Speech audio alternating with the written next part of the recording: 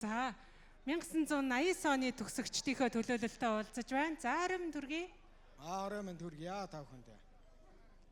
За бид бүхэн 1989 онд 10 жил төгссөн 8-р ангид 87 онд төгссөн ийм төгсөгчд байна. 89 оны одоо зүгээс одоо энэ сая одоо аймгийн онцлог одоо хийгдэх санал болгосон ажлууд байгаа.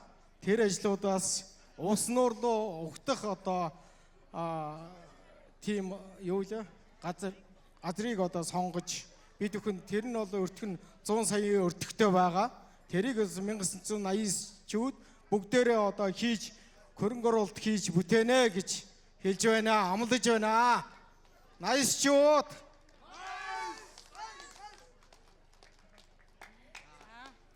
89-ийн найс төгсөгчдийн хамт олноос Улснуураас орж ирэх угтах хаалгыг хийж гүйцэтгэхээр амлаж байна. Нийт 100 саяын төсөвт өртөгтэй ийм бүтээн байгуулалт юм аа.